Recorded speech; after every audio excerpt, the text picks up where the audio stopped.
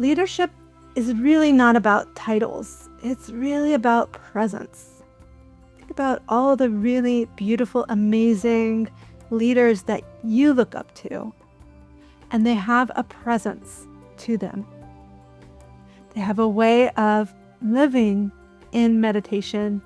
Not all the time. We're not talking about perfection here, but we're talking about a presence. And that is leadership. Being able to be present with someone else. Welcome. This is Sacred Seeds' ultimate free course in yoga, how it works, what we provide, particularly to yoga teachers and yoga leaders in their community. That looks very different for different people. But what we're really trying to do is galvanize as many people as we can. And a lot of times it's women, but not just women, everyone, to be more mindful and to be more embodied. And what we're wanting to do for you and for your community, because it will filter out and ripple out to your community, is give you the tools and the framework to start to meet people with boundaries and meet people with that compassionate, open heart. That's really hard to do if you haven't done the yoga. The definition of a yogin is someone that can maintain their life force, their energy within their own system. You do that in the discipline of yoga by yourself on the mat, so that when you go out, you are embodied, you are grounded in your body with your energy while you try to support and you start to give to others. So that's what we're here to teach you, little by little, step by step.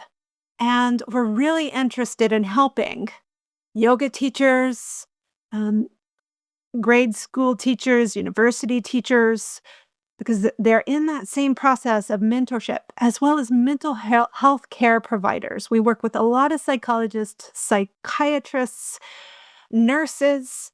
So we are wanting to support you in aligning yourself and then supporting others. I myself have healed from post-traumatic stress and a very traumatic background through yoga. It was with yoga, both training and yoga therapy, that I was able to have very little to no symptoms today. And I feel more confident and more on my path, on my dharmic path, my purpose for why I'm here.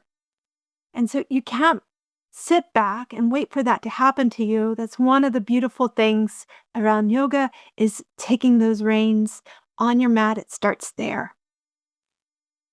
So what I would like to do with you today is a 2-hour course. Generally, we would have this in the studio or online, and we would charge for it. But I want to give it to you for free, so you can get this little taste of what it would be like to embody and what it would be like to start to utilize the yoga materials that we train with and that we provide for people. And you get a sense of, how we do that here at Sacred Seeds. Yoga is not a retreat from life. It is a rehearsal for it. So when we're on the mat, we're rehearsing how we want to and who we want to become in our relationships out in the world, off the mat. And a lot of people have said this, right? Off the mat is a very common term. But it becomes a rehearsal for that as we go into poses or meditation of what's happening here. It's not just a rehearsal, I guess. In some ways, one could argue, and I might even argue at some point, like, that is your life. It's your presence. So when we're leaders, we have to lead ourselves first. This is a must. You know this. And oftentimes, if you find yourself being a poor leader with your children, or you feel like you had that bad day, it's probably because somewhere down the line, you missed a leadership cue from yourself and for yourself. And so you've ended up drained. You've ended up pushing boundaries, not quite sure where to go to from there. You get in that confusion zone. Leadership is really not about titles. It's really about presence. Think about all the really beautiful, amazing leaders that you look up to, and they have a presence to them. They have a way of living in meditation. Not all the time. We're not talking about perfection here, but we're talking about a presence. And that is leadership, being able to be present with someone else. And in that meditation, we're able to hold paradox. That is part of leadership as well, being able to hold more, facilitate more life's inevitable paradoxes, from action to surrender, from power to softness. We often talk about effort and ease in yoga, and this is a huge one we work with in our hatha or our physical yoga, is that. And then and finding some discipline, which we long for, but also moments of spontaneity, spontaneous joy. For the first hour of this training, we're going to talk about alignment, and we're going to talk about why it's so important to align. But we're going to talk about it on multiple levels.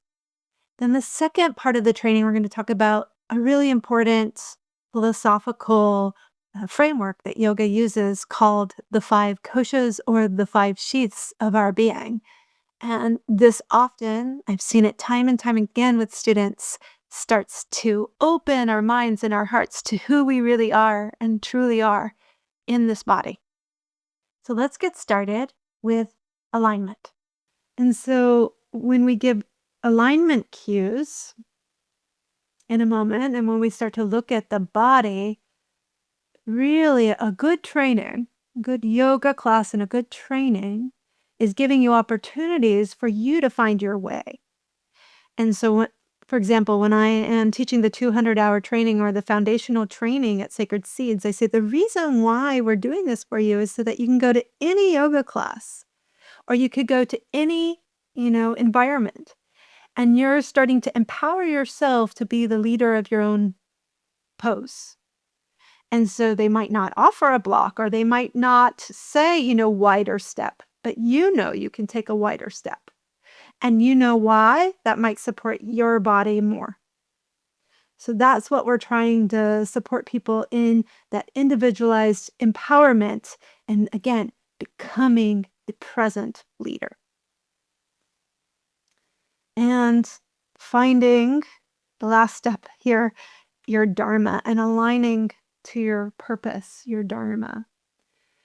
And for many of us, we're often following a dharma, either perceived or maybe it's real, pressures from family, society, things like this, even from our own egos of directions we're needing to take our energy, our prana, and this life that we have.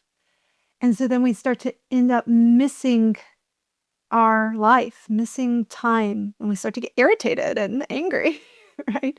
Because this is the one life we have right now. We can get into the philosophical truths of that, but really, this is your life force. This is your body. This is you. And if you're spending your energy on someone else's path, someone else's dharma or purpose for being here, you're going to start to get depressed, irritated. You're going to start to really be mentally unstable. So we're taking the energy into our bodies and then aligning it with what our purpose is for being in this body.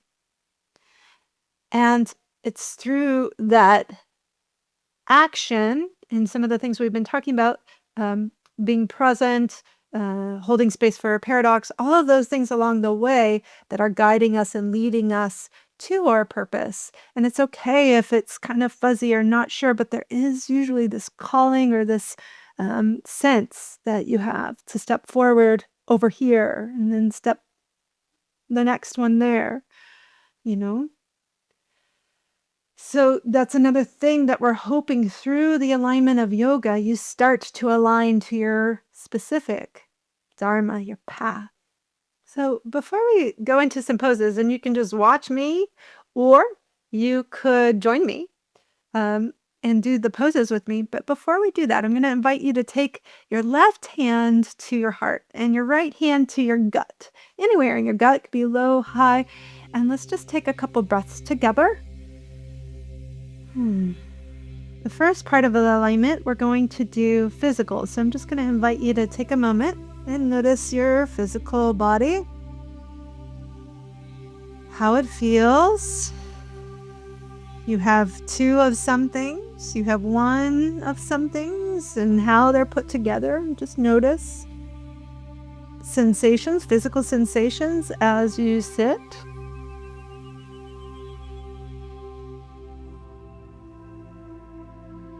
And taking 3 more deep breaths.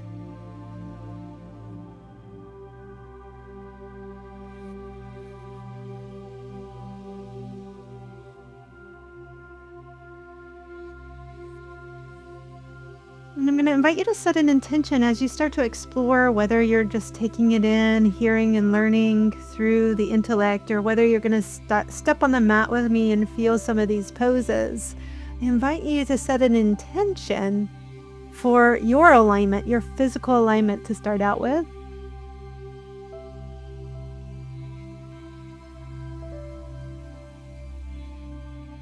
How you're wanting your physical body to start to align to a healthy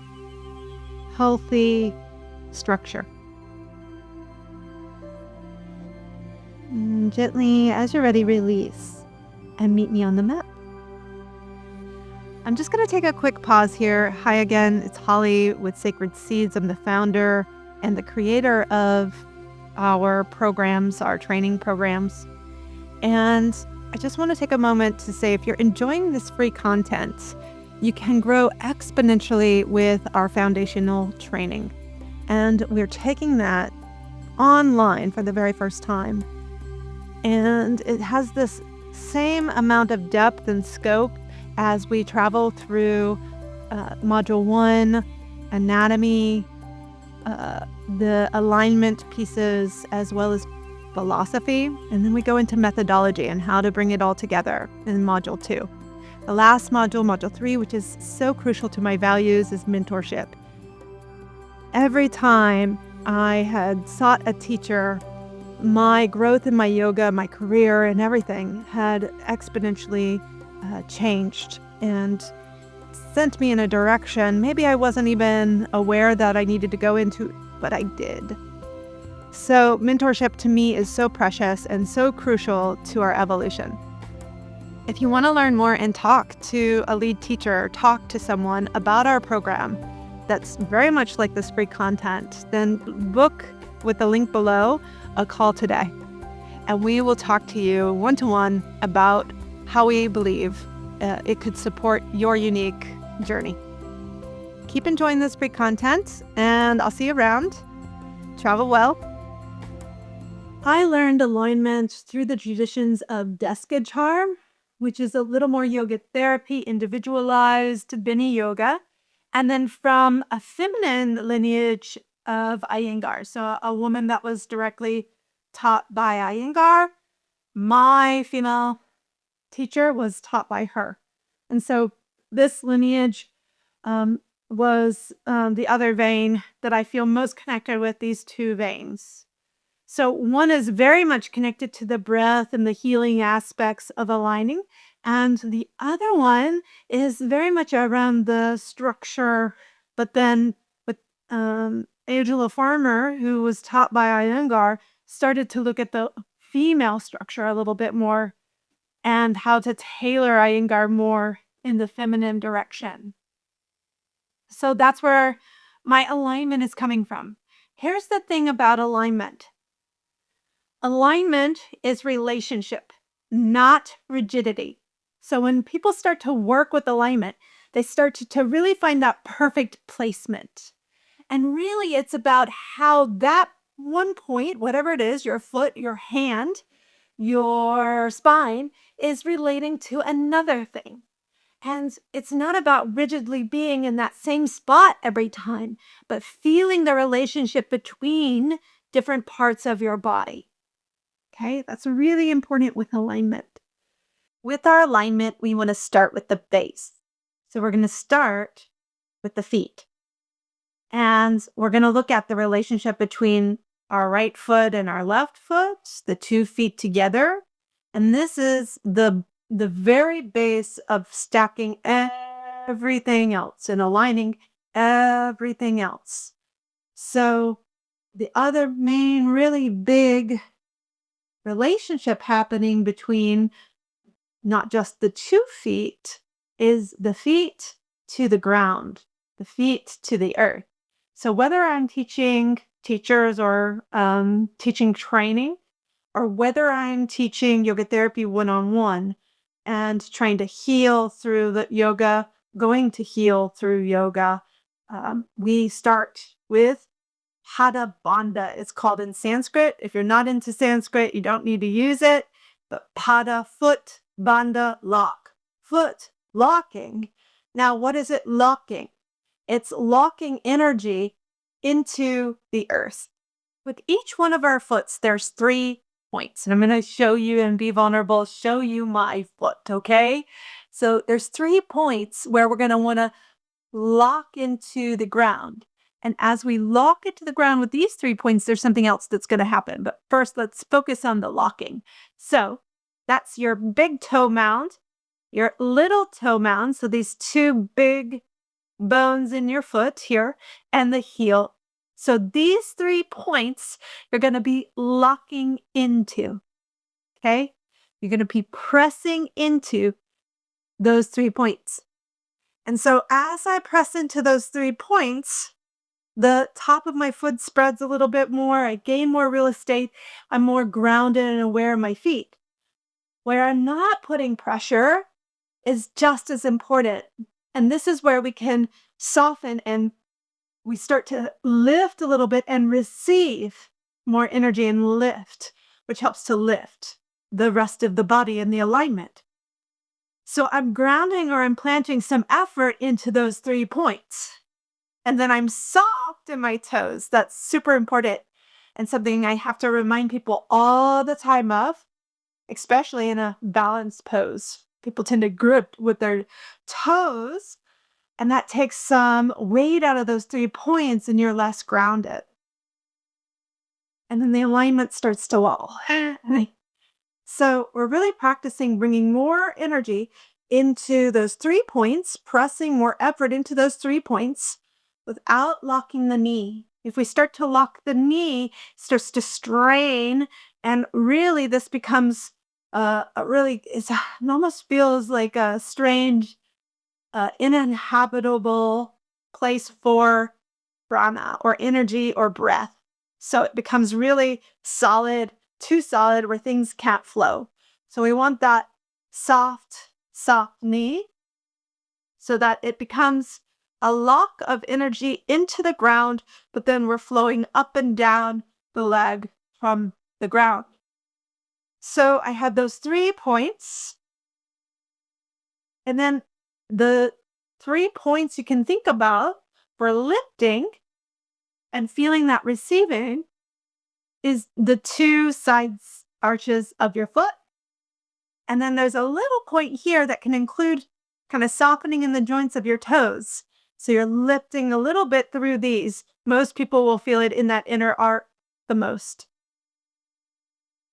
And you're doing that through both feet. So it's almost like you're standing on 2 tripods and you're pressing down into those 3 points on both sides of your body. Yeah. So these are soft. Now let's do this a little bit with the breath.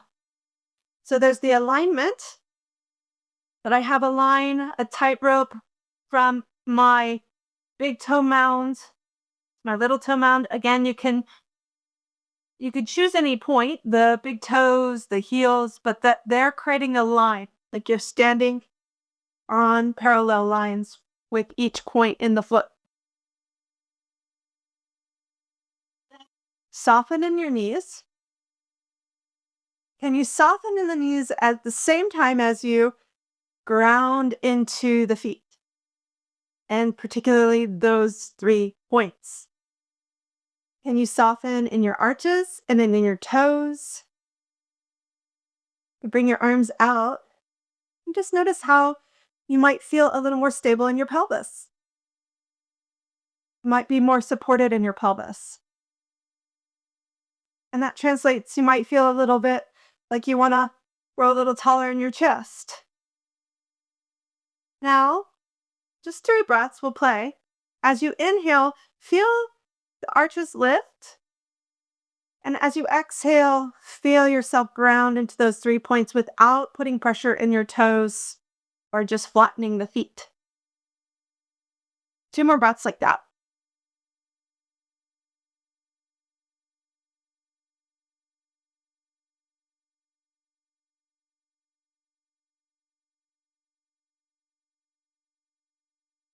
Good. All right. Let's add one more action, what I was talking about with the hips. So you're going to include that pada bandha and come back to parallel with the feet. The distance with the feet for this one is hips distance. And this is something you're going to start to feel. A lot of traditions will tell you, okay, take a fist and the long end of your fist and bring your big toes or your toe mound to touch into that fist. And when I do that, I'm much more narrow, aren't I? And to be honest, I feel just that rigidity that I was talking about. Okay, this is how it's supposed to be. And I feel really tight in going in. That, I believe, don't quote me on it, please, but that alignment cue is really made more for a man whose hips are naturally more narrow. So I do not abide by that alignment cue. And I try to feel it more in my body and by feeling into the hips distance. And I'd rather go even a tiny bit wider for my female body that has birthed 2 children. I would rather feel a little wider in my stance, a little more space in my pelvis and SI joint than to tighten it up and create that. To me, again, as we tighten in that way, if we go too tight, we lose the ability to breathe into those joints and spaces and take a little softness there. So that's my philosophy. So I have my feet about hips distance apart. You're going to start to observe. If you're new to this, really, I encourage you to start to observe different people and look at their hips. Are they stacking? Do they seem a little more narrow? Do they seem a little too wide? And the observation is that first step of looking at different bodies. And of course, again, leading it through feeling it in your own body, playing with, okay, so if that's what they're saying hips distance is, maybe a little bit 2 fists is a little better for women, potentially. And it's very generalized. So some women do have just more narrow hips. All right, here we go. We're gonna play with one more time. In this pose, it's called mountain pose. Many of you know it. That very, very staple pose coming into it before salutations or just to ground and feel ourselves nice and tall. One aspect in the mountain pose that gets lost is the pada bandha with internal rotation. So there is slight internal rotation. So I'm going to walk us up through the alignment of the body with this. So feel your pada bandha engage again. Soften your toes. Maybe take a breath to feel the inhale lifting up and then the exhale releasing and pressing down. Already I feel my thighs a little more engaged, my legs just a little more alive. There is effort here, but also I'm consciously trying to lift up and receive. So I'm living in my legs, living in my feet, living in that relationship between the ground and my feet. Now, as I exhale, I'm going to roll my thighs in. It's very minuscule, a bit hard to even detect maybe on the screen, but I'm rolling my thighs in through the strength of my quads and the rolling of my hips inward just a slight bit. When I do that, I want to make sure that I don't lock out my knees. So I'm rolling in, not locking out my knees. I have a softness in my knees and I'm pressing through my feet. Who knew that standing could be so powerful and strong? Okay. When that happens, when I roll in, oftentimes will get, not always, but my body does this. When I start to roll in, I get that, I'm exaggerating a little, but anterior tilt. So as I roll in, I want to draw the tailbone down, not tuck it, but draw it down. And then as I do that, pull in a little bit with the core, and I start to grow a little taller. My chest starts to reach a little taller. Okay? So as I exhale, I'm going to ground into Baddha Bandha and rotate in. And then make sure I have that alignment in my pelvis. As I inhale, lift up from the feet and see if you can grow a little taller in the chest. And then start to costal breathe because we have the abdomen a little bit engaged, a little bit hugging in here. So exhale, re-engage, spiral inward into the ground, Baddha Bandha. Inhale, start to rise up from the feet and feel the energy starting to rise up through the crown. Take 3 more breaths with the exhale rolling in, digging into the ground, and the inhale rising up from the arches of your feet all the way up through the body, wide through your chest, up through the crown. Last breath.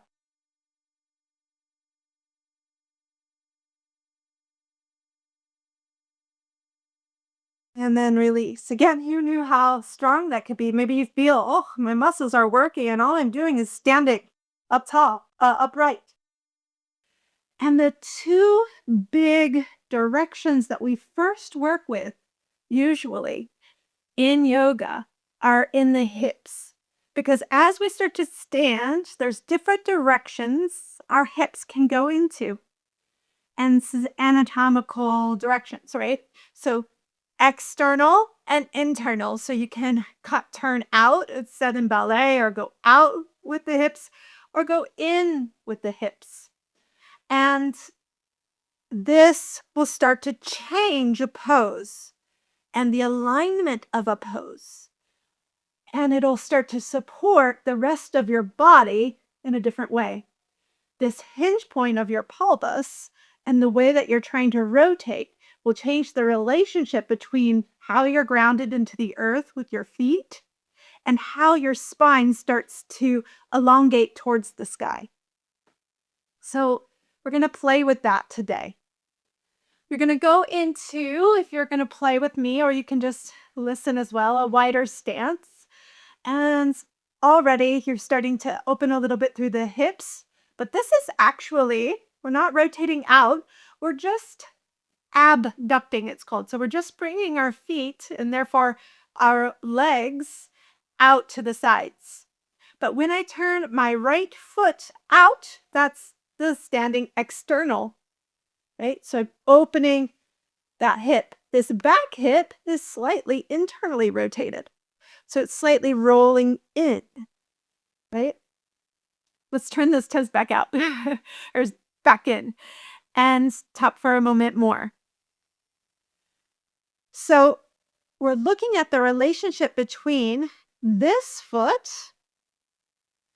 This is my right, but it might look like my left when you're looking at this screen.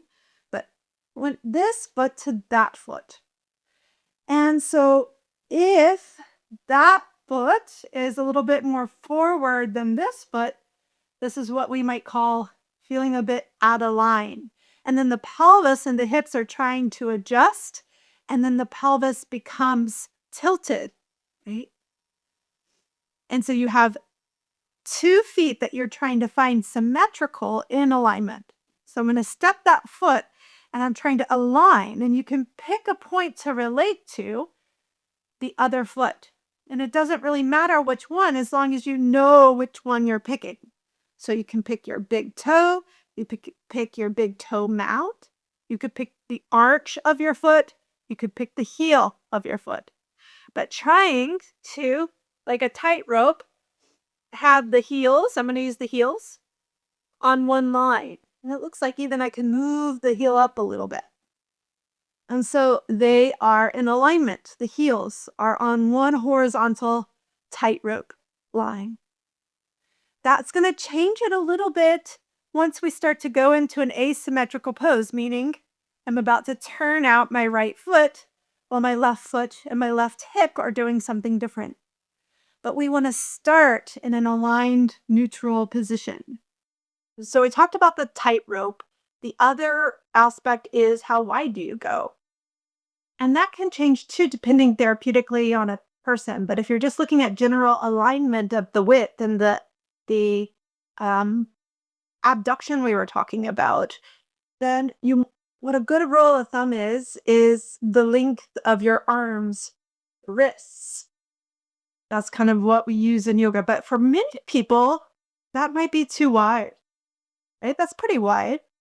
And another indicator is if you start to get SI joint pain or even growing pain, SI joint pain or growing pain, niggles, and it might not be during, it might be after. So that's why we take a lot of awareness and meditation and pauses with Vini yoga is just to say, okay, was there any misaligned features? Because we never want to come out of a pose with pain.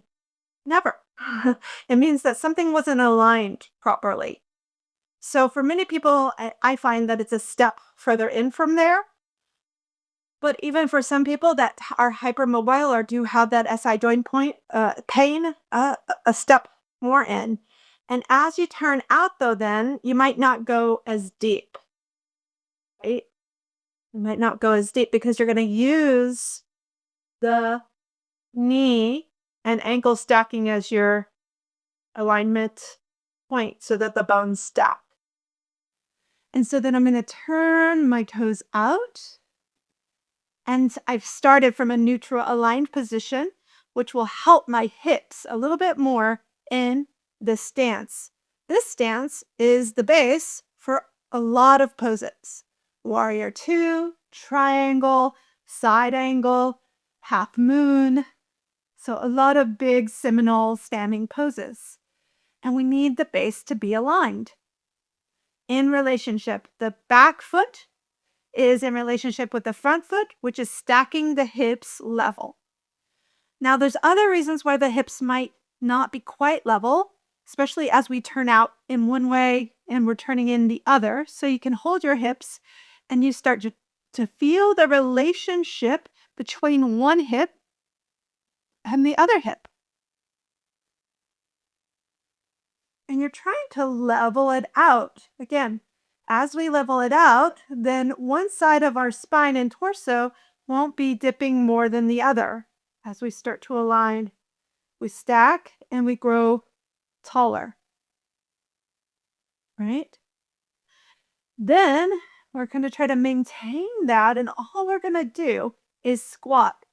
Often when people squat, they end up leaning forward and come out of that alignment. But another point of relationship is to check your shoulders and your hips, that they are stacking in a line. So as I bend my knee, I keep the shoulders stacking over the hips.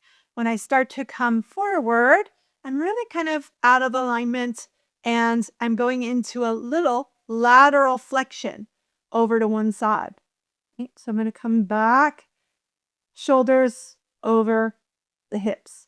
Now, when people just jump into this pose without any alignment and they have their arms out and then they start reaching, and most people lean forward because they're reaching in front of them for that next thing, right? And so that can be where they're at. I had a beginner's series just recently where they were like, how do I get all this weight out of here? You got to lean further back, bring more awareness and equal weight through both limbs, so that you're shooting both feet into the ground. And that will create a better alignment and you won't feel like you're spending so much energy in one direction and in one side. All right. Now, some poses requires us to lean forward. This is warrior two. We're going to bring our hands out. That's warrior two, right? Here, we could talk about the hands a little bit, actually, in relationship. So this front hand is in relationship to this back hand. Again, as they pull apart, and try to pull away from each other, there's a tension that's created, and this is the hatha. This is the force that starts to empower and strengthen our arms, which starts to invigorate our heart. And now, if our heart is aligned, that's pumping through the body. Yeah. While our fingers are going away from each other, the two shoulder blades are in relationship with each other. And you're trying to bring them together, retract them. And as you retract them, now there's a relationship between the right shoulder blade and the right hand. They're going in opposite directions, creating that hatha. So again, this alignment is all about the relationships and tension points that you're creating to create the yoga. The last little bit of this alignment is we turn our head forward sometimes. In yoga therapy, we start to do different variations. There might be a reason why you keep the neck aligned with the rest of the spine. In a lot of traditions, we turn forward, and it's a very forward directing energy of energizing and getting ready to go forward into our day. But again, there's many reasons why we would align differently with the neck. And it depends on the relationship to the day, to what you're trying to achieve. So that's when the alignment really matters with energy. Okay? So let's come into that full warrior. And then, like I said, there's some big poses that you come into from this pose, warrior 2. For example, side angle. As I start to come forward, as I start to lean forward, which I was saying most people do, a lot of people and beginners do. Now we're doing it on purpose because we're going to start to come down. A lot of people, when they begin, they just go down. But if you can start to elongate, and then you feel the relationship between your upper body and that one arm, that one limb going forward. Well, everything's going forward, right?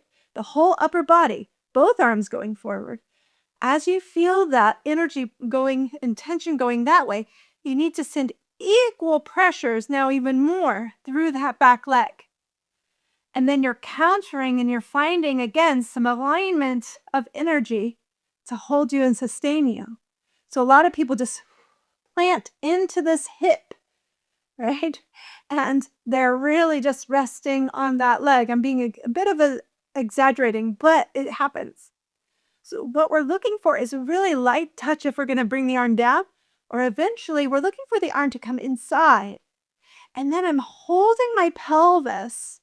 I'm holding my pelvis with the strength of equal weight in both legs, both leg muscles engaged. Here to open up the hip and to feel this, really the buttocks has to engage. And as the buttock squeezes and opens the hip, the feet press down, I'm able to suspend really freely my upper body forward. Yeah. Great. Side angle. All right, we're going to go into it again. Now talk about the relationship in the upper body once we come down. So I'm in my side angle. I have all the 2 equal pressures. I have the alignment on my feet. I have the engagement of my muscles to align, the opening of my hips. And then I'm able to lengthen out from the hips, my torso. I am getting lateral flexion here. So I'm going to the side with my spine and getting lateral flexion. This arm is somewhat relaxed and going down. But can you, if you bring the arm straight up, get that same sense of the hatha, the 2 hands in relationship? Now, one going up, one going down. And can you feel the shoulder blades in relationship, retracting the shoulder blades, almost like you're trying to squeeze a ball between your 2 shoulder blades? Good. All right, inhale, come up and release that leg. It's intense. My foot was a little bit slipping. I don't know if you saw that. So I felt myself going out of alignment there where it was a little too wide. And how you know it's too wide is if you start to feel a little bit of a too much of a pull or even a strain in your joint. I was feeling it just a tiny bit right in the groin psoas space. All right. I'm going to do the other side. So checking in, heels first in that neutral position. And I'm going to turn out, roll the heel open. I'm going to squeeze my buttocks to help open the hips. That's going to help keep the knee in the line. So if I don't open the hips, if I keep my buttocks relaxed, then my knee starts to, I can see it pronate. It starts to go in. So it's the engagement and relationship of the buttocks to the adductors. It starts to stretch open and lengthen the inner thigh so that the knee can come in line with the ankle. We never want to go past the ankle. That puts a lot of pressure on our knee. So we're wanting that relationship to be right stacked. The more you stack your bones, the more you'll feel less effort. One of Deskachar's most famous sayings is to achieve the posture with less effort. And you'll get more from it by doing that. And the less effort isn't because you're not giving any effort. So Deskachar and Iyengar talk about this, but this intelligent alignment allows us to do the poses with less effort physically and more ease. If it takes less effort and we stack our bones, and so we don't have to use as much muscular energy and expend as much prana, and then we won't feel that niggling pain, which will take away our attention as well in the kneecap. If we have that intelligent stacking, then we're able to focus more on what? The breath, our energy circulating. And if we're not able to stack and we feel that strain, then our energy is going to go to the strain and be living in the strain. How many of us do that? We spend our time focused on the strain of life versus stacking things intelligently so that we can take big breaths and receive and focus on the receiving of life. So let's go back into it. We're going to go find that nice stacking.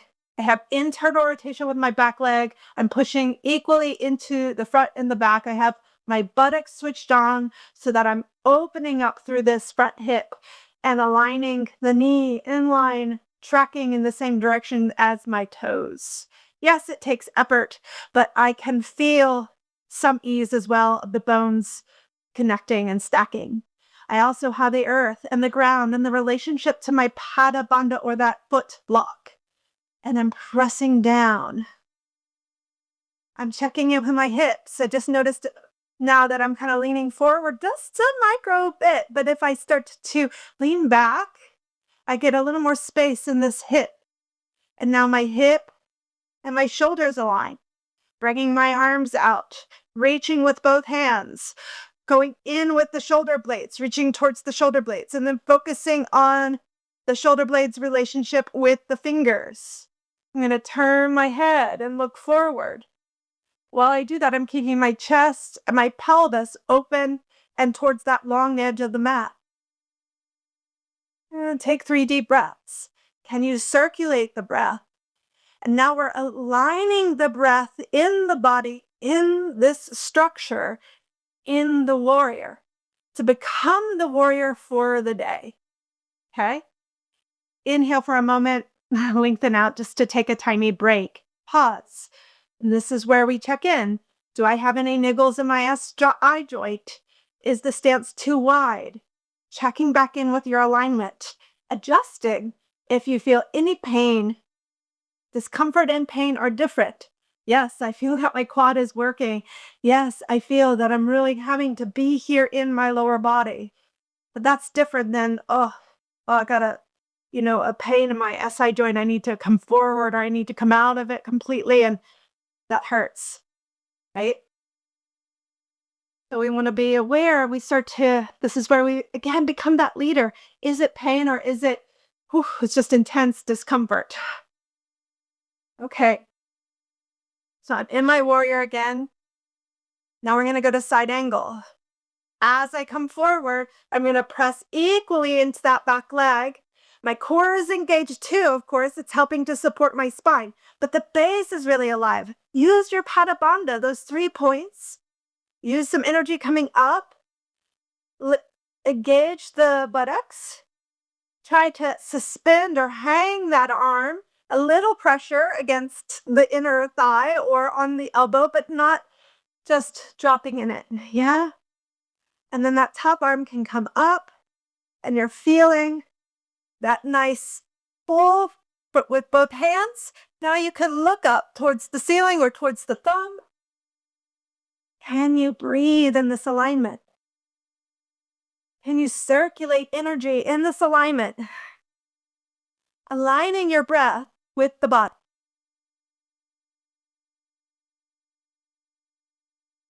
Use your inhale to come up and release the hands and maybe take a moment.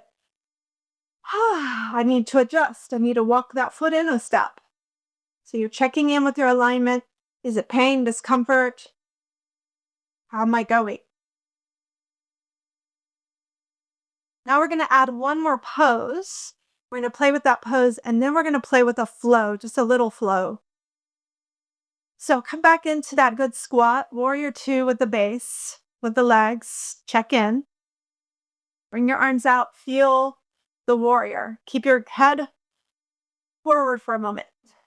You're going to flip your front palm, but still try to reach actively. And it's going to feel a little different in your shoulder in that rotation. This is external rotation. And you'll feel a little different stretch in your shoulder. Same thing here. So as I lean back, I'm going to push into the front foot. And so it's the relationship between the front leg now and leaning the torso, the upper body back. So as I lean back, I'm going to go back with my torso and my top arm going back. I'm very light with this leg, this arm on this back leg. Again, some people really lean into it. But I'm trying to elongate the spine. Lateral flexion helps with back bending. And we're going to reach with that arm active, rolling it up. And that's supported by the base. Okay? And it becomes super powerful, right? All right. Take a moment, take a break. I'm going to step back a step, but I'm keeping my alignment. And we're going to flow with the breath. Now we're aligning each pose with a breath that makes sense for what's happening in the body. Now, this could take a whole another, course, this next part. So I'm just giving you a little taste, and this is what we focus on quite a bit with our training. So it's the connection of the breath. Actually, come back together and let's try this. This is something I do with the training as well. What I invite you to do is move your hands up, move your hands down.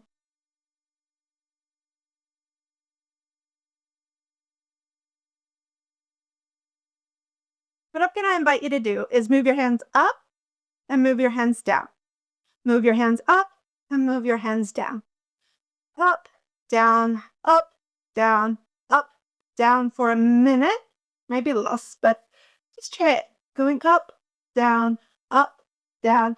We're getting some exercise into our muscles. We're invigorating our cardiovascular system.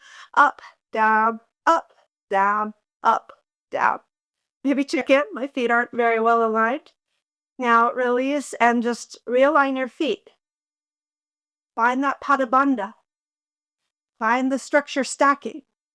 Maybe check in with the tilt of your pelvis. Are you flipping? I call this flipping your tail feathers. Are you Just realigning so that the tailbone is pointed down towards the ground, so that if your tailbone was like a stake that you would put into the earth, you could just go straight level into the ground rather than at an angle. So you're finding that. Hanging in with your core. Remember I talked about breathing with your ribs. Now let's do this. Inhale up. Exhale down. Inhale up. Exhale down. Inhale up. Exhale down. Inhale up. Exhale down. Go a little bit on your own, just another moment or two.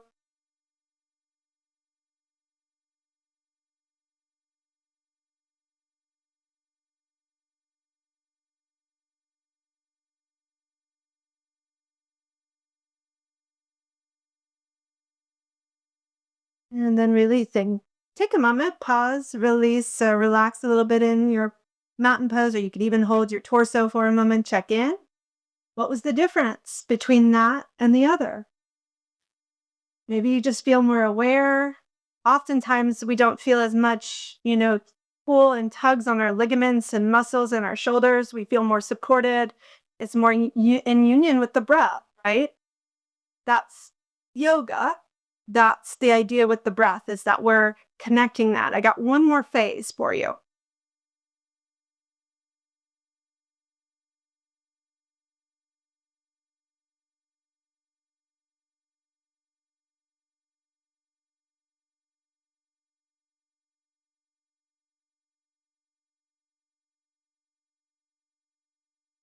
So we aligned the breath with the movement. Now we're going to align awareness of the structure of your body with the movement. We've kind of already done this, but see how it feels different.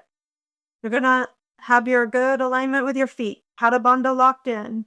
You have softness in your knees, a little rotation inward with your thighs. Yeah, that's a lot. Going through. Check the tailbone tilt. It's going down towards the earth. Hugging in with the core. Arms already feel a little bit more light. Now, as you inhale, feel the ribs expand wide first. And then feel the arms move. Feel the spine lengthen. Exhale, feel the diaphragm come in. Feel the ribs come in. And then the arms come down. And the chest, the spine starts to relax downward. Inhale, ribs, diaphragm expands. Chest expands, then the arms expand. Exhale, diaphragm, core contracts, coming down, chest comes down, arms come down. Now see, keep going with that awareness. It might take actually, let's give you just 2 more times to feel that.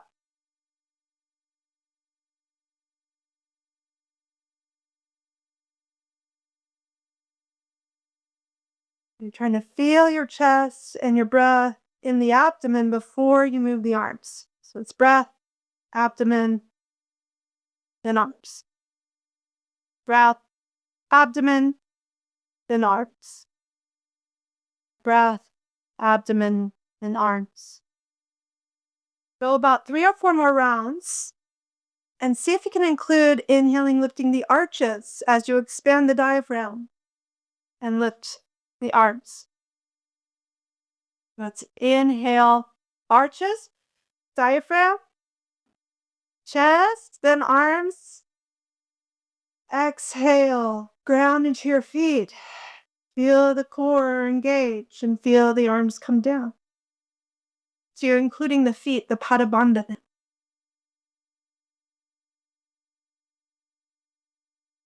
One more time on your own, just playing. And it's fine if it feels clunky here in the beginning. You're starting to understand or feel into how to connect and relate each part of your body in alignment and connecting with the movement. And release, relax. Take a moment, close your eyes, and feel how that round was a little bit different, maybe, than the other two.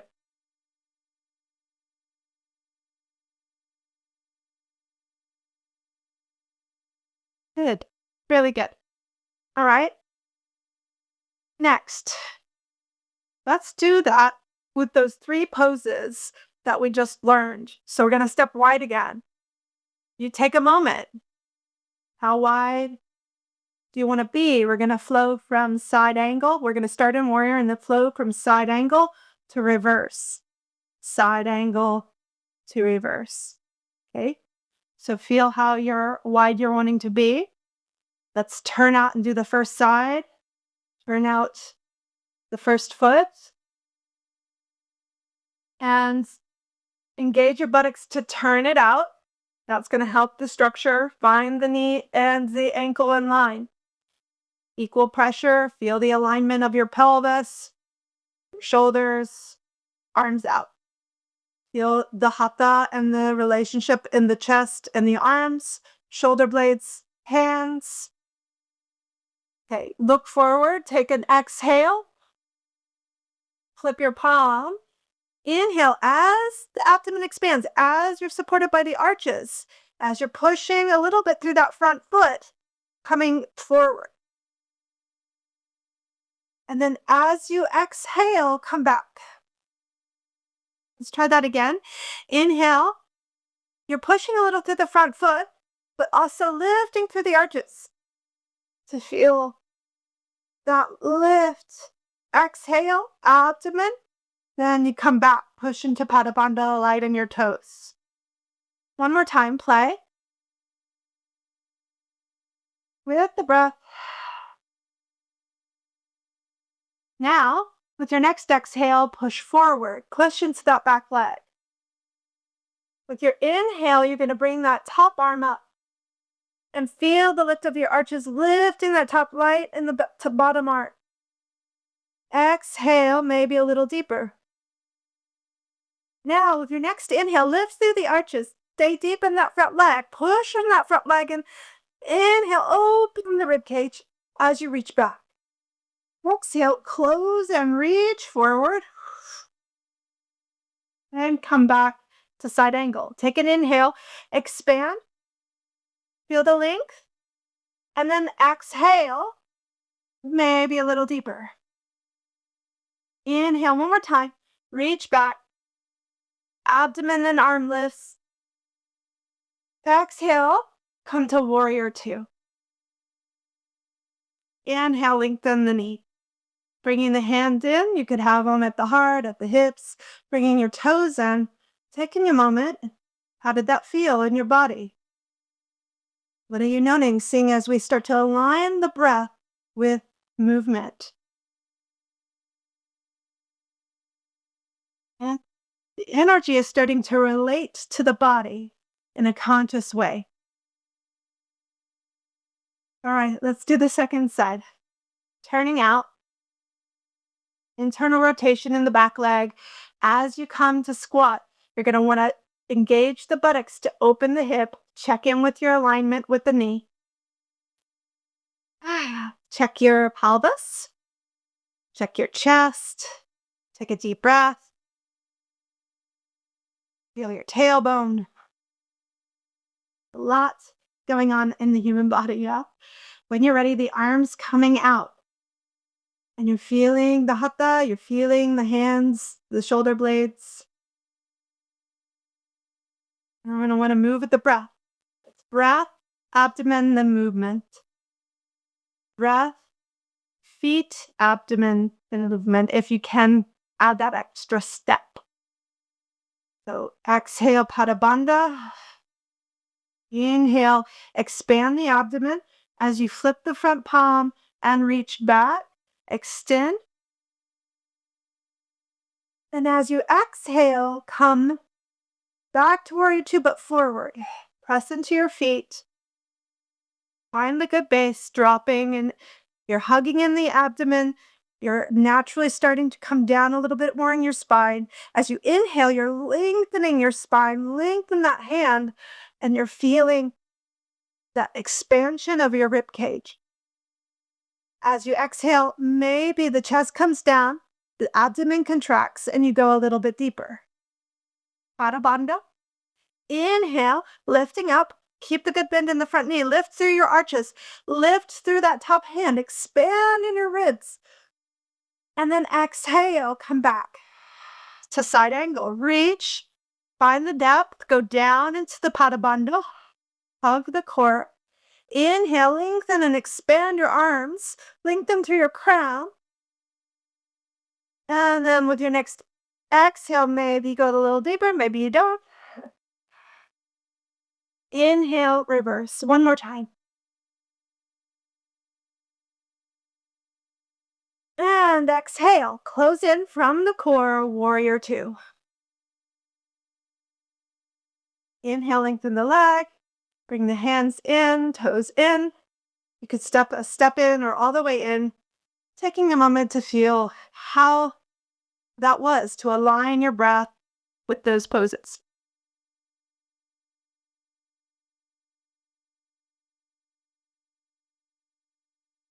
Beautiful. Awesome job. I want to end with something with alignments around, again, this idea of aligning physical, then breath, then movement. This is something I typically do again at the very beginning with everyone. It's one of the most healing poses. It's called Apanasana. It's named after Apana, which is the downward flow of energy. But it really requires us to have that focus and that flow of breath, then abdomen, then limbs. Breath, then abdomen, then limbs. And that's the alignment, intelligent alignment of starting to bring more energy into your body, but also, with this pose especially, releasing energy that is not needed in your body. So that might be someone else's energy or a nagging thought that you can't get out of your head. This pose is said to help with digestion physically, help with the large intestine to go through that digestive process, last a bit, and release what we don't need. But it's also doing that mentally. It's said in Ayurveda and in Ayurvedic yoga that it's helping us digest mental material as well and release the energy that we do not need. And remember to go back to what a yogin is to inhabit our body with our innate, pure, authentic energy rather than holding on to someone else's or holding on to harmful energy to ourselves. So, our foundational training, if you're this far in, you must be getting something out of this content. So, please take the time, book a call with us, and let's talk about how we can continue to support you. And in person, live on the screen, we'll start to direct you and co-create a path forward with becoming a leader in somatic yoga in your community. So, what I'm going to ask you to do is kind of lie on your back. This will feel good too after that strong alignment we did standing. Give our feet a little bit of a break. And it's so simple that you're going to think, am I doing it right?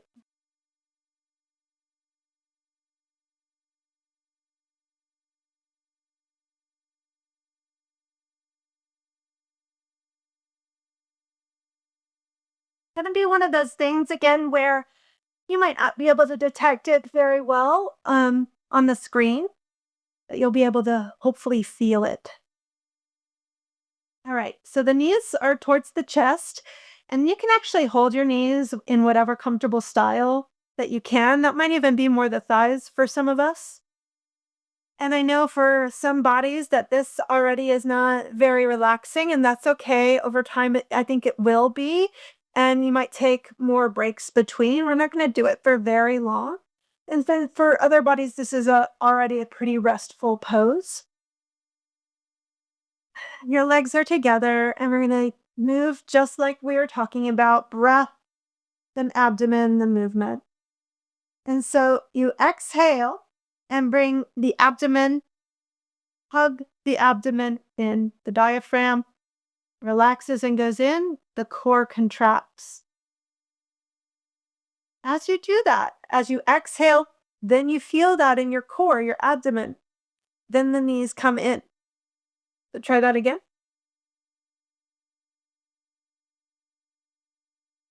Not a crunch. I'm not pushing or pulling with my arms. It's coming from that intelligence of the core and the breath. And when you inhale, you expand. You expand the ribs, you expand the abdomen, and the abdomen belly muscles can relax a little more while the diaphragm is contracting or expanding. And then when that happens, the knees go away. Exhale in, inhale away. But it's happening in response to the abdomen. So it's breath, the abdomen responds, legs respond. You're feeling that cascade effect. Maybe close your eyes so you can feel it.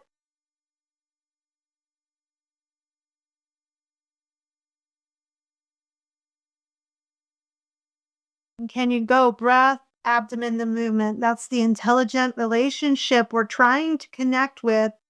So you're trying to connect with the relationship with the breath and your gut and how that lives in the grounding and releasing of your legs.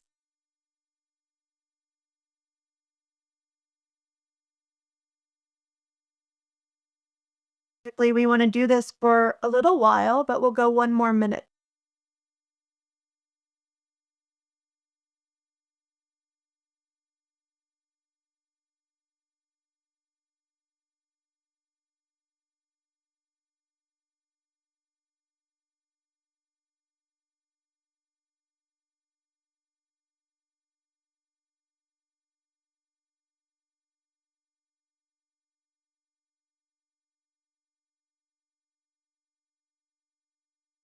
Right. Maybe one or two more rounds, and then I'm going to invite you to calm down with your feet in something called constructive rest.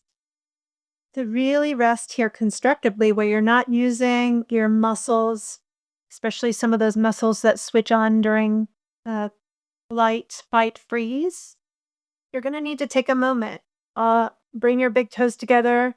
Make sure that they're aligned, and you're just going to slide them from there about hips distance. But what you're going to want to do is try to feel as you completely, and this is really hard, I know, for a lot of us, but as you completely relax your thighs, your knees want to splay out.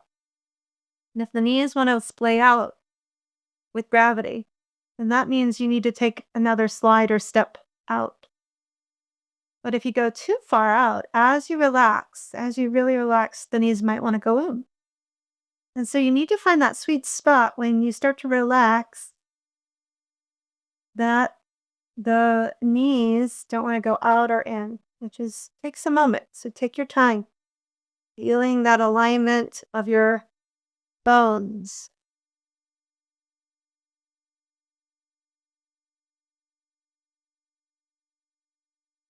That you can completely then drop and rest. It takes very little effort for the knees to stay up. And you can have your hands on your belly or out by your side. We're about to go into philosophy, and I just want to give you a moment to feel into these aspects of yourself. We're going to go deeper, but first, feel into your physical body. Feel into your energetic body. How's your energy?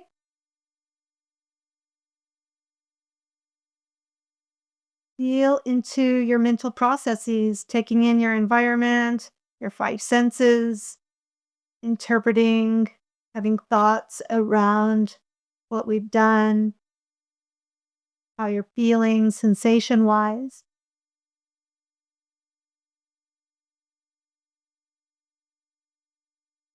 Feel into your clarity and your wisdom, how your belief systems or your personality is engaging with this sequence and with this receiving of information.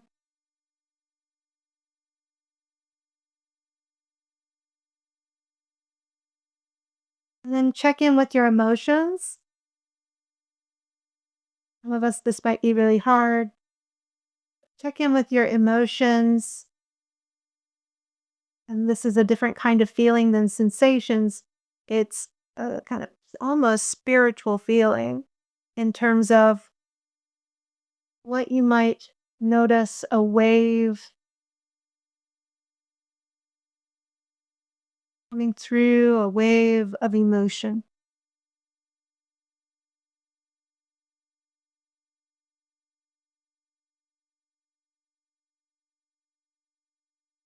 And gently, when you're ready, opening the eyes and gently, you could rock or roll a little bit, but coming over to one side.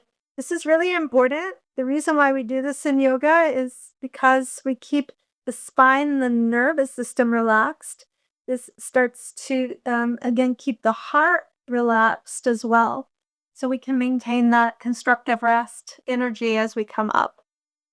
Let's go into our second part of this training. So I hope you feel some basic tenets of how we approach alignment and what we're hoping to share with you for your own alignment. And then when you're working with other people's alignment, whether it's physical points or whether it's how the breath and the body meet, that we're understanding that we want to start asking a lot of questions around how one part relates to another part. And that's true alignment, is that relationship. Deskatar literally makes that definition of yoga. Yoga is relationship. And that's what I would like to drive home today. Everything's relative to another point. And in order to help relieve suffering, that could be in the sacral iliac joint, the low back sacrum joint, or that could be with a strenuous emotion that we sense in a pose. That point is going to be in relation to another point where we can start to adjust and change and shift and ask questions around how we might align and relieve that suffering. And so to ask not only if this is painful, but where is this painful and how might we adjust to that is a real relationship that you're starting to build with student or with yourself. Alignment. Okay. So these are the types of things we teach, and we're going to also go into one of the first things we teach with alignment is philosophy and the basics of yoga philosophy.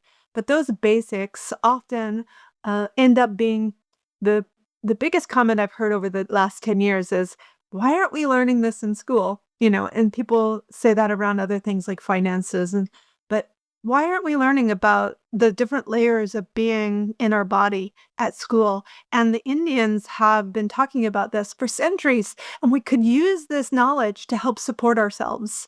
So we're going to go into a very small but very important aspect of that the Indian um, yoga system has leveraged to help support awareness and awakening in our mind body system. And this is the 5 sheets.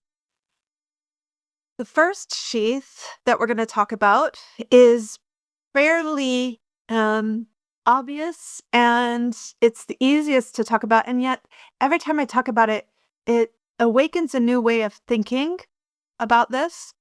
And that's the Annamaya Kosha. The Annamaya Kosha is the physical body, basically. So that's really simple to kind of understand. It's any physical tissues. So that includes a lot of the molecules of physical tissues that are creating our fluids as well, but our bones, especially obviously, our flesh, our muscles. Okay, so that's one layer of our being embodied is the physical body, of course. And it's one that it's very tangible, that we can easily understand and access, that we can talk about in a very free, easy, empirical way. I have a body, this body has 5 fingers, you know, on this hand. This body has 5 fingers on this hand. The meaning of that word is ana, food. That's where it gets a little more philosophical and interesting. So the food, it's anamaya. It's like a illusion, the food illusion. Maya is a veil or illusion of existence. So the food illusion of ourselves is a container. That's what the kosha means, is a container for your spirit or for your being. So your body is a way of containing your being in a way. Even though your spirit is much bigger than your body, it's a way of containing. Sometimes it's translated, the kosha is translated as bag. So it's a bag or a container. It's holding something, and it's holding the food illusion of yourself. So why would it be food? Why would our physical body be food? Well, what makes our cells, right, literally is the food we eat, right? We eat food and our cells replenish and recreate through those proteins and nutrients. And every 7 to 10 years, we have completely new cells in our bodies created by what we eat. And that's when we literally see and we know that we are what we eat.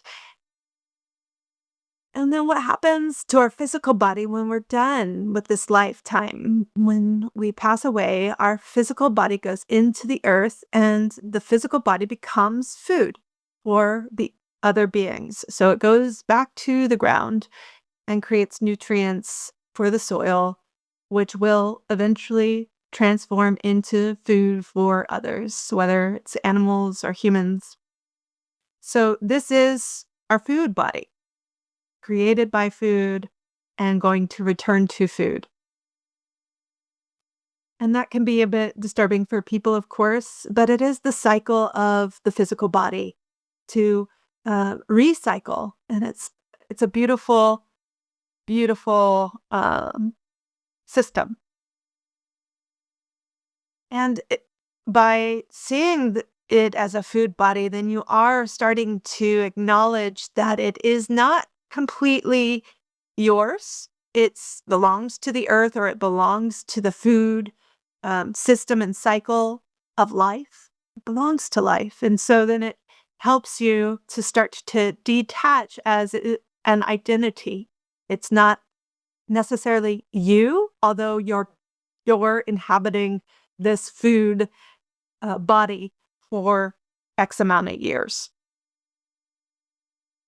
In some lineages, they talk about this body being on loan from the earth.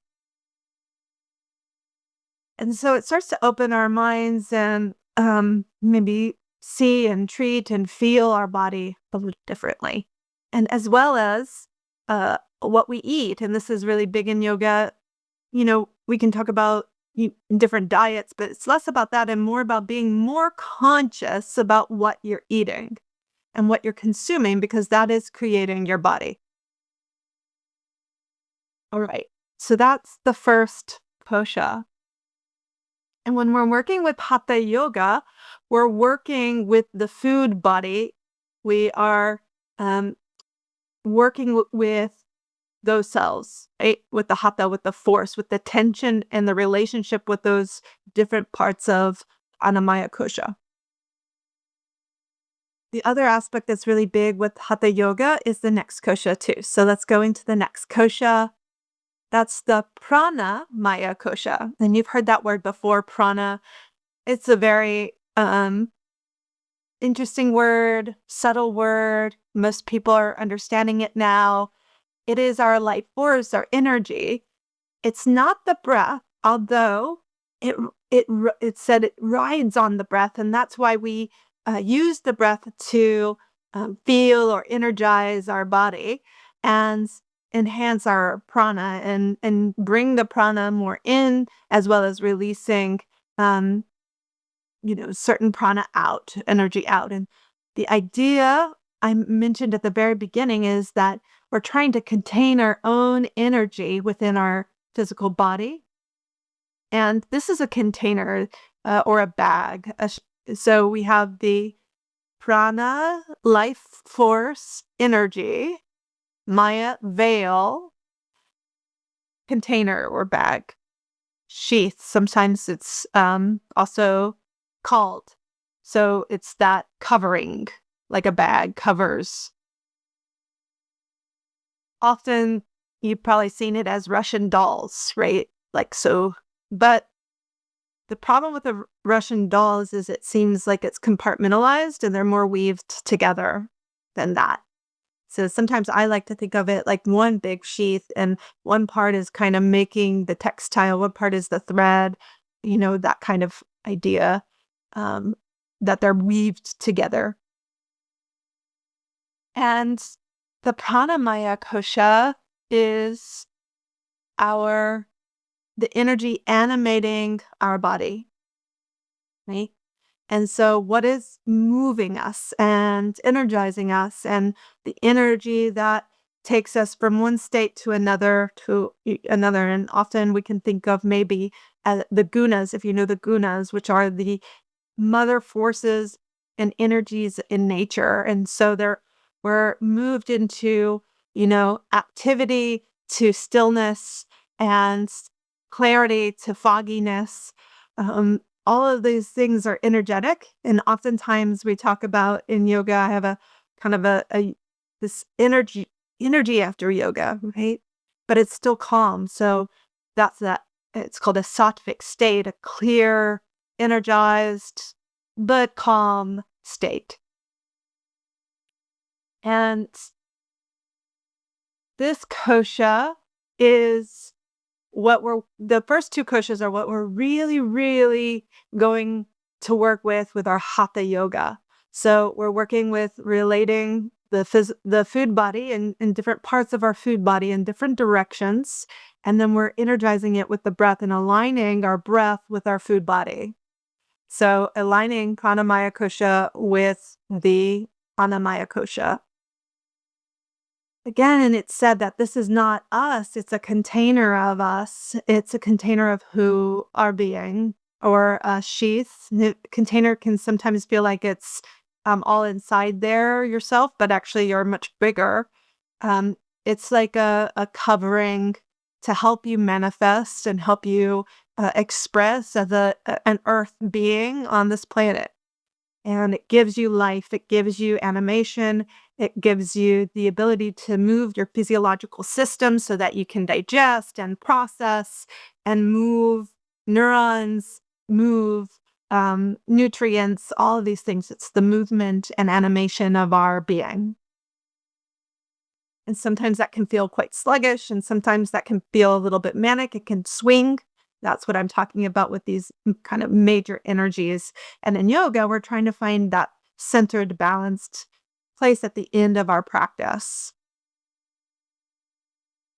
Okay, so we have the food sheath. We have the energy sheath. There's three more. The next one is called manomaya. Manomaya kosha.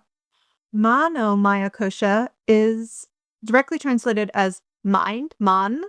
You've heard that in maybe mantra. That's mind at the beginning of that. It's for the mind mantra. And manomaya kosha is the mind veil sheath. So it's particularly the kind of part of our mind that is processing and interpreting. It's interpreting the senses: touch, sight, smell, taste, sound. It's also interpreting that with kind of processing in our nervous system, reactions, needs, survival needs, those types of things, and making that happen. It's a little bit more the autonomic nervous system, and it's getting us into patterns to help us both respond and to react and to be in the world and functioning through the mind, that part of our mind.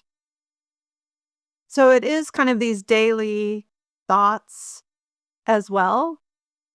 Um, and it's our ability to process mental material and engage with the world through our mental faculties. Okay. And of course, when we're talking about, energy, then the state of mind is calm. So our ability to receive and or create boundaries or to interpret becomes a little bit clearer, sattvic. It becomes clearer as we do our yoga. So the yoga is physical yoga is uh, affecting each kosha, but there are other types of yoga that might kind of target that more. For example, mantra. That could be something that really starts to affect the manomaya kosha and our ability to, again, receive as well as interpret and be calm in our minds as we interact with the environment. It's a very popular thing going around now, which is great. I'm glad. It's saying like you are not your thoughts, right? And this is what the Manomaya Kosha is telling us is that you have this mind to process your environment so that you can again walk through the world and be in the world and thrive in the world over time. But that's not really who you are. And sometimes that's the trap is identifying again, over identifying with the body, over identifying with your state of energy, your life force, over identifying with your mental faculty of processing. And I feel like this is where oftentimes Western psychology really focuses on the nervous system in this way. And there's rightly so. This is where we feel maybe um, quite a lot of deficit, or we feel the symptoms of not addressing the whole. The physical will affect this, the energy will affect this, the thoughts, and our relationship with our environment, our nervous system's response to our environment. And so as we practice yoga, again, whether that's physical practice or whether that's mantra and vibrational singing, which is done in kirtan, um, the more that we're able to harmonize and be in balance with the manomaya kosha, our mental sheath. So we've gone through three. Let's go to the fourth. It is this one's the hardest to say, Vijnana or Vijnana Maya Kosha. Vijnana Maya Kosha. You might have heard of this word Jnana before, maybe, if you're a yoga nerd like me. Jnana mudra is this mudra where we put the index finger and thumb together, and it's translated as the wisdom mudra. There's a Jnana path of yoga where studying you're studying the scriptures of yoga, like the Yoga Sutras and different yoga texts, the Bhagavad Gita, and things where you're using knowledge and the mentorship of the knowledge of centuries before us to experience yoga, union, and that sense of flow of life. And this is a part of ourselves. Everybody has all five, remember? So the fourth is our wisdom veil sheath or container, and it's housing our wisdom. Now, what is that? That's our ability to discern. And in yoga, there's this term buddhi, and that's the part of ourselves that's able to discern. And some people might say that this is our conscious part where we start to make choices. And we start to say, okay, I'm going to move beyond my autonomic nervous system, my immediate responses to things in the environment, and I'm going to create a new path. I'm not going to drink that extra coffee, or I'm not going to make excuses to not go to swimming today. I'm going to make myself go even though I don't want to, because I know that it's going to balance my system out. So that's one aspect, the buddhi that discerns, the wisdom part of ourselves that discerns. Buddhi is very close to that word Buddha. It's just an I versus an A almost, right? With the pronunciation. So Buddha is one that is beyond the buddhi, one that's beyond the wisdom self even, and is into the spiritual sheath more so, which we'll talk about next. But the buddhi is really important. The Vijnana Maya Kosha is really important when we're talking about personality.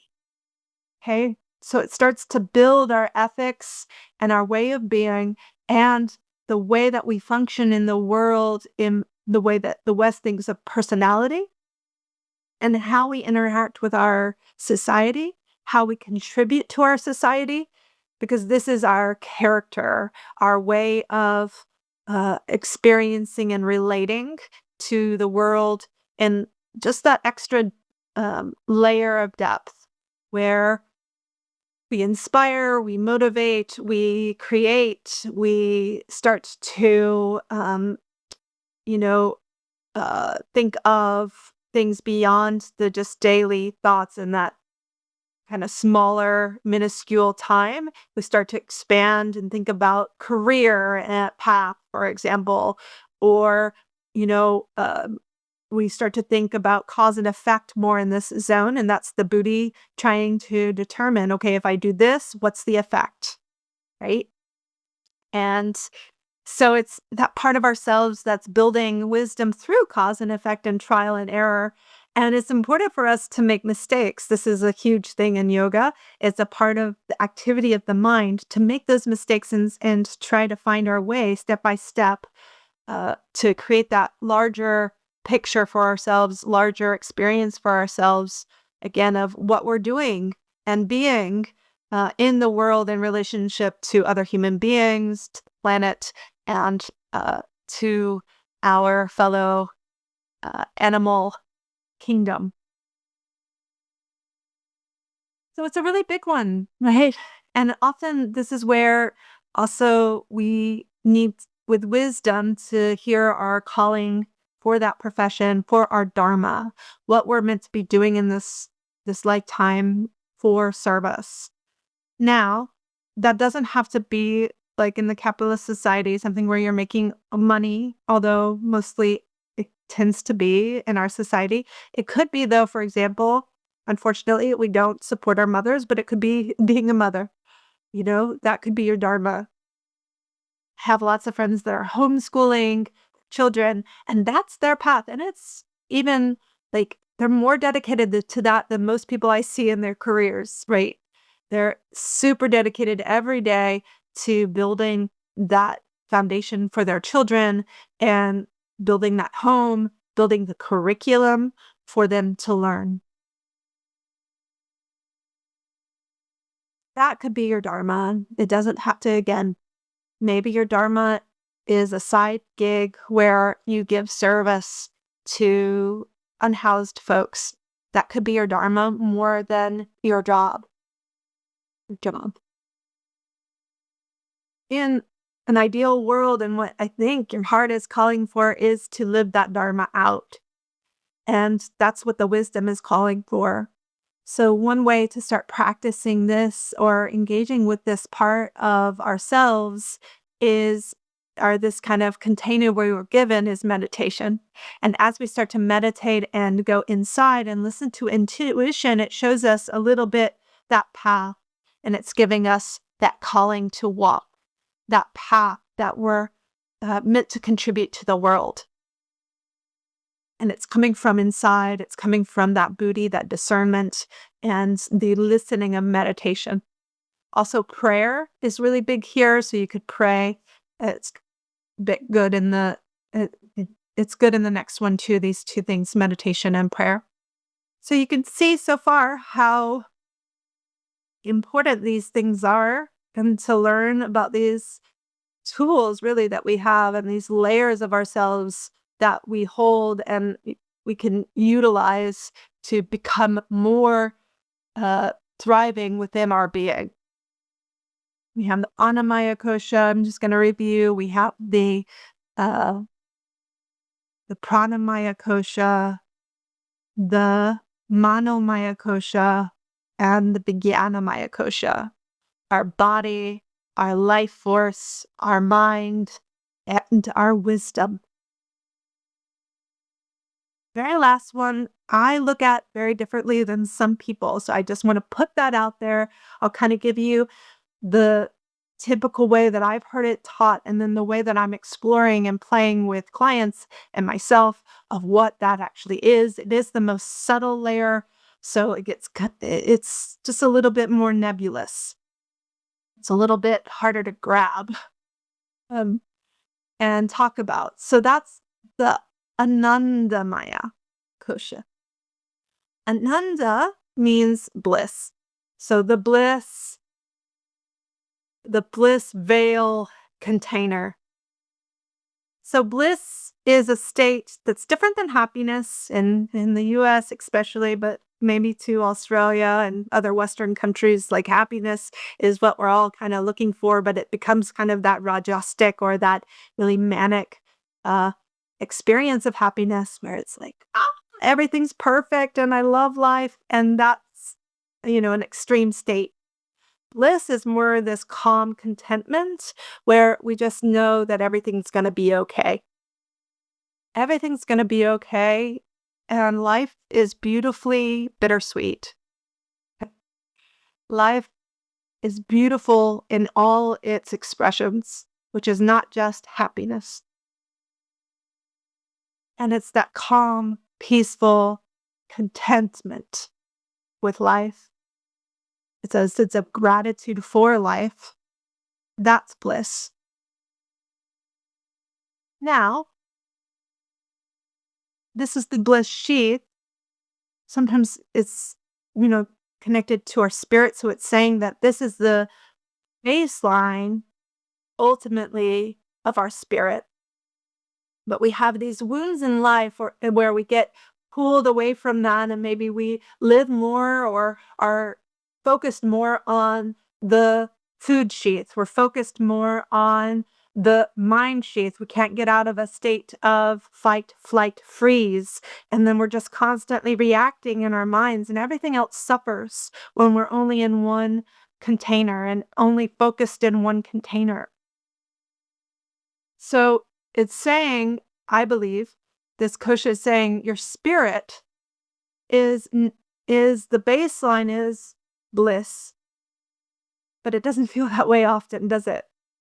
Because we are in a society where we're suffering quite often. There's a lot of wounds early in life.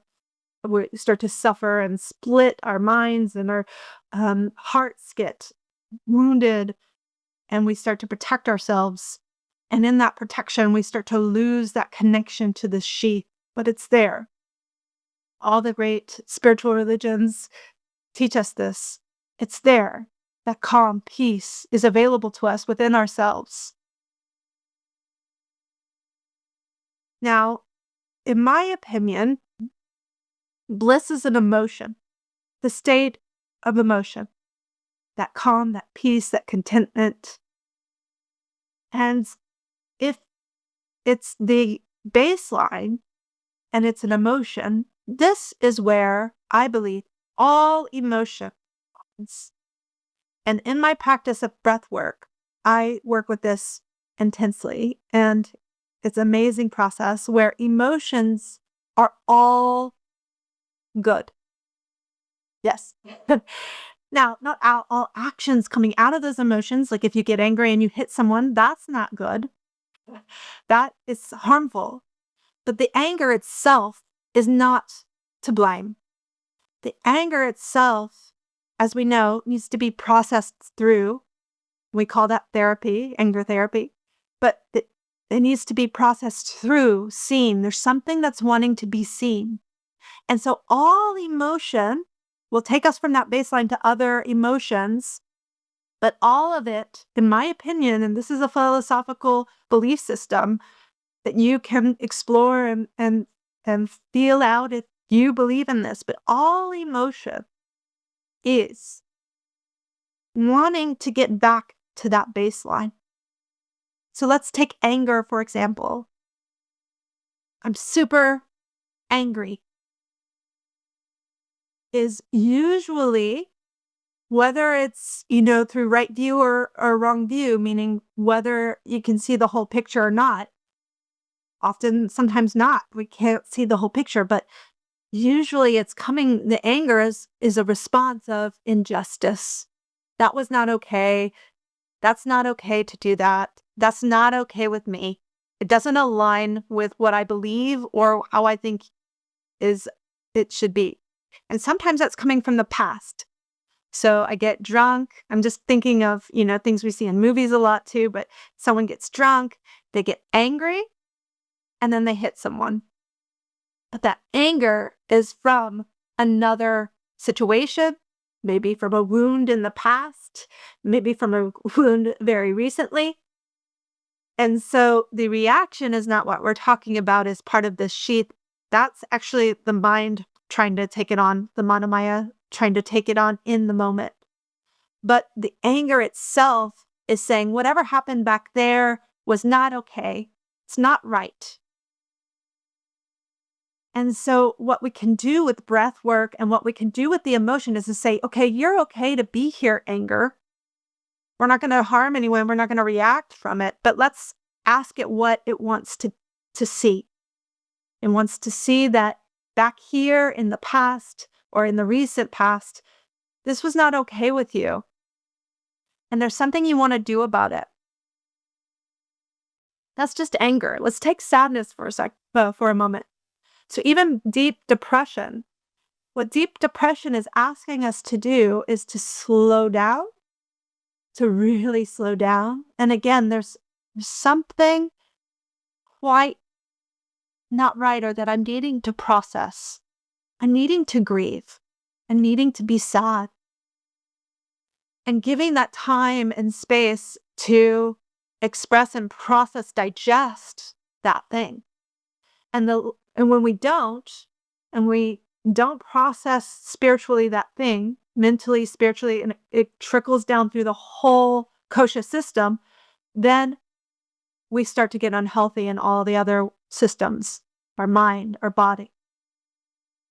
So this is a really important sheath, as you can tell, if it's housing our emotions that are telling us what we need to process to get back to the baseline of bliss, of contentment, of being grateful for being alive, and feeling the bittersweetness of this unique one-time experience of being in this life.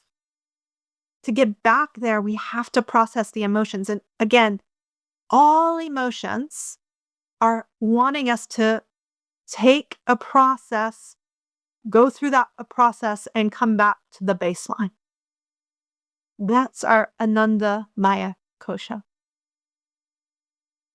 Our bliss, spirit, emotion veil container. But even all this emotion in that baseline isn't, it's a sheath, it's a covering of our soul, of our spirit, however you want to put that. So it's not who we are. And that's the main teaching of the kosha system too. You're something much greater, something much more subtle than any of those things. You're something other than your body only, your energy, your physiological movement. You're something other than your mental capacity to interpret. You're something other than your personality, even. You're something other than these big emotions and blissful experience of being. And once we start to feel into the truth of that, if it feels true to you, you can't force I can't make you feel this, but if you start to feel into the truth of that, you're on then that spiritual journey of asking, who am I? Who am I? If you're this far in, I know this is speaking to you and you're eager and curious, and there's a calling to work with us.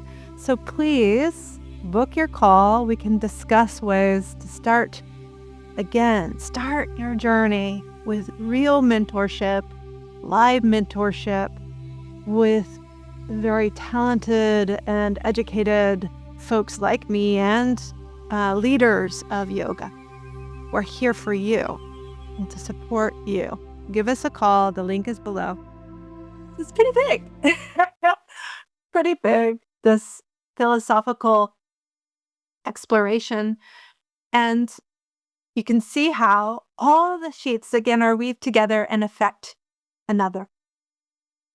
But as we start to understand ourselves in this form, we can start to say, oh, that's my Manamaya kosha. That's my Anandamaya kosha.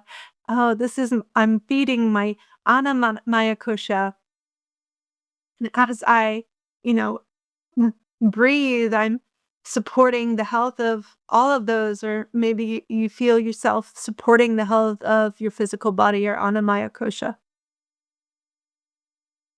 This is important as we start to explore our yoga practice ourselves, but as we start to share our yoga as well in leadership, to see being really, it's a lot, right? That we're housing and that we're utilizing. We have these tools, and if we're not really conscious of them, it can be really overwhelming. It can be feel like we are disempowered and victim to this embodiment. So as we start to become more aware, we start to become more empowered. Okay, I think I'm going to leave us here for today, but this is just one little segment that we teach at Sacred Seeds Yoga School in our foundational training.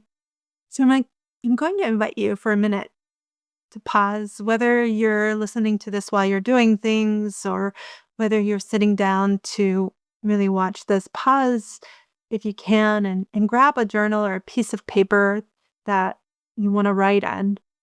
And just take a moment to ask about these koshas. And this is something that's really big that we do here at Sacred Seeds is journaling. And it's becoming more and more popular because there's something that happens when you write down your thoughts. There's something that happens with your brain. There's something that happens with the processing with all of these sheets. It's a physical action. It's an energetic action. It's a mental processing.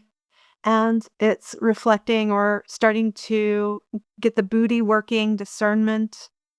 And oftentimes it can involve emotion. So it's really a huge part of engaging with all 5 of the koshas, utilizing all 5. So I'm going to invite you to open up your journal and take a moment. Doesn't have to be very long here, where you write about first. You can just put physical body. You could put Anamaya kosha if you want, and you're really enjoying the Sanskrit aspect of this. And then write, how has your physical body been going? How's it been going for the last 1 to 3 weeks? And what are you noticing in your food body, whether it's the physical body and any suffering pain, or whether it's what you're eating, your relationship to food? It could be a combination.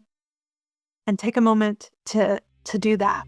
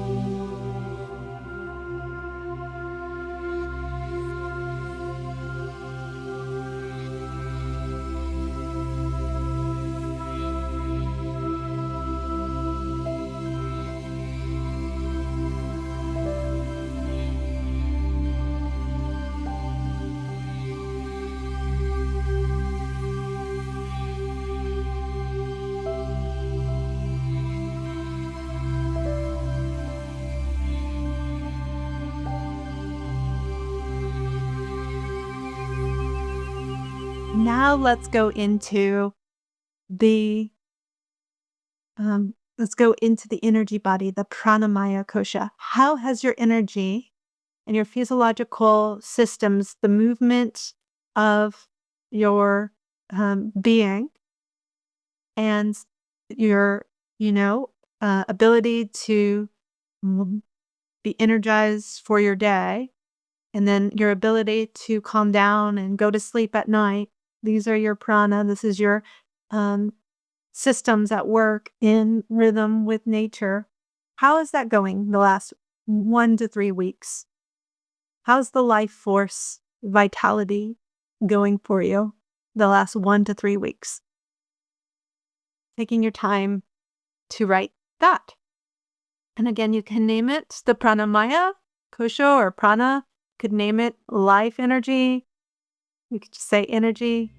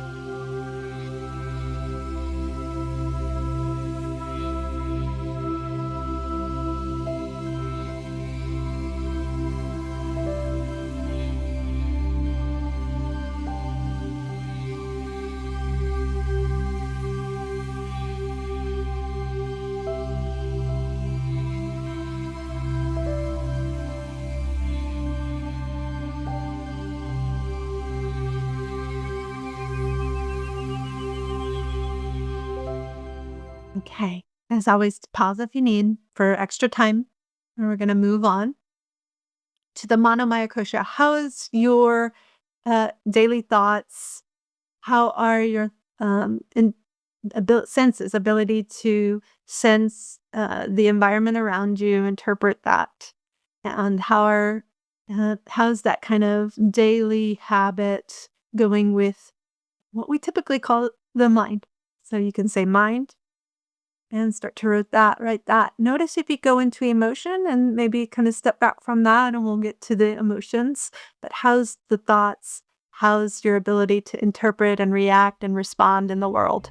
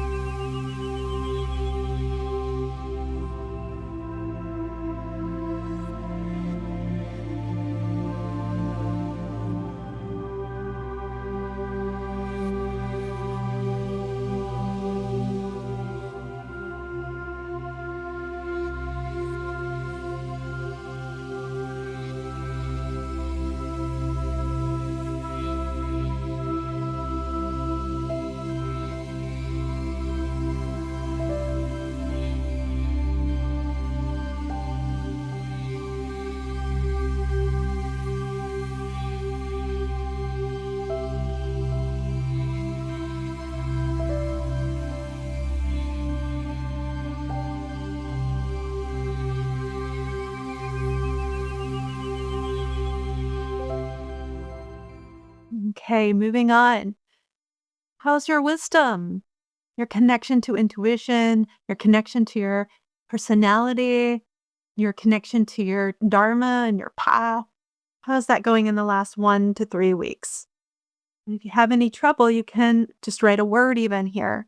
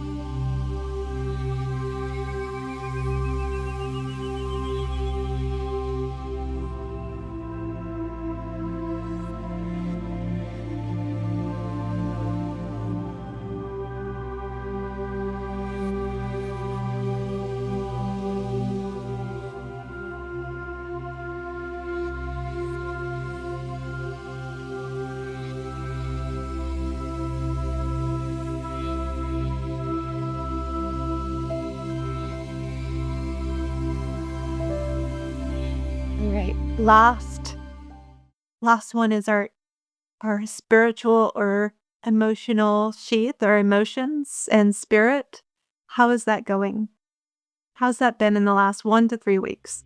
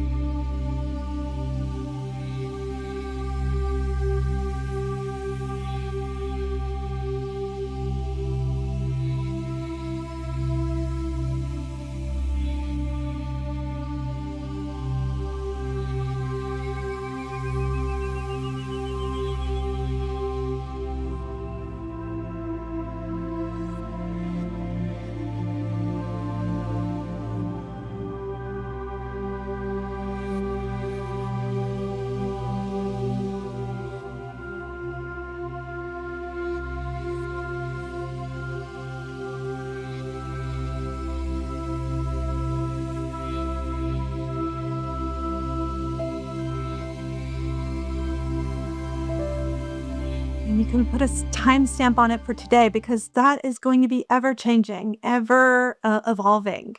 So, again, I hope this exercise of journaling supports one step further in understanding yourself and supporting yourself through yoga. And that is yoga. It's a type of yoga we call self study, svadhyayam. And that's a huge aspect of our yoga is to have that introspection and start to study ourselves as the content of our yoga. I hope this course really supports you. I hope this course uh, gives you something to take away for your yoga and for your being. Even if you don't consider yourself a big yoga practitioner, I hope it supports the growth of yourself and the understanding of yourself, whether it was the alignment of your body in certain poses, whether it was that exploration through the koshas.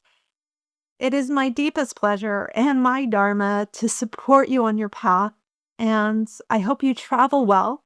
I end every session, I end every class, every yoga teaching experience with a bow because I like to salute to you and to acknowledge you. This is a huge part of this journey is acknowledgement. And in that acknowledgement, we are sealing the knowledge, the uh, recognition that I see you as a being seeking knowledge and truth. So I bring my hands together, I bow to you. Take a deep breath.